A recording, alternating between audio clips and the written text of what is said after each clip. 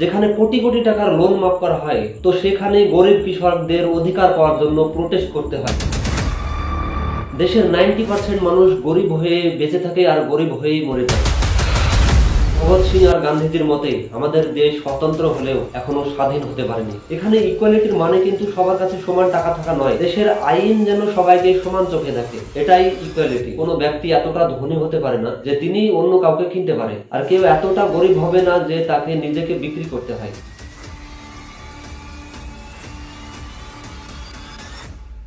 सिर्फ आज़ादी हमारा मकसद नहीं है। आज़ादी का मतलब क्या है कि हुकूमत अंग्रेजों के हाथों से निकलकर ताकतवर और रईस हिंदुस्तानी के हाथ में लग जाए, क्या यही आज़ादी है? भगत सिंह এই কথাই বলেছিলেন দেশ স্বাধীনের আগে। তিনি জানতেন স্বাধীনের আসল মানে, আর তিনি ভয় পেতেন যে দেশের সাধারণ মানুষগুলি তাদের অধিকার ঠিকঠাক মতো পাবে তো, নাকি দেশের সমস্ত অধিকার সমস্ত প্রায়োরিটি দেওয়া হবে কিছু ধনী ব্যক্তিকে, যেমনটা আজ করা হচ্ছে।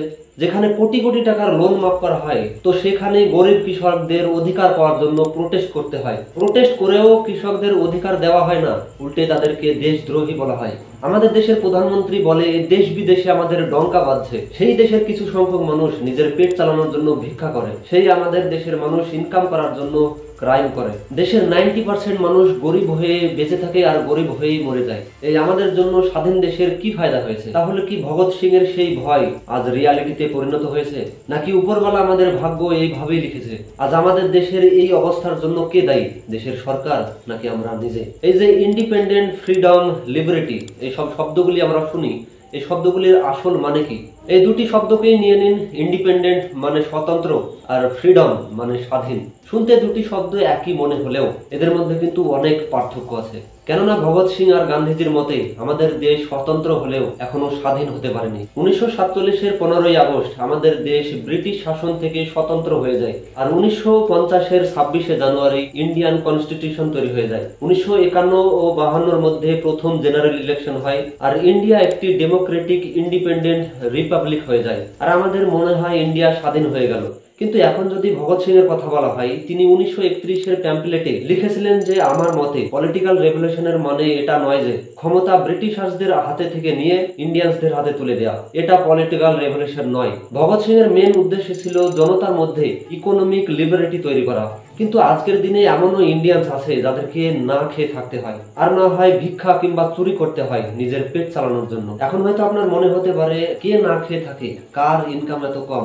এটা দেখুন, 2022-এ নীতি আয়োগ একটি ডেটা রিলিজ করে, তাতে দেখা যায় বিহারে অর্ধেকের বেশি, ঝাড়খণ্ডে 42%, ইউপিতে প্রায় 40% মাল্টি ডাইমেনশনাল পোর ব্যক্তি আছে। এত কম টাকা ইনকাম করার মানে দুবেলা দুমুঠো খাবারও ঠিকঠাক হবে না।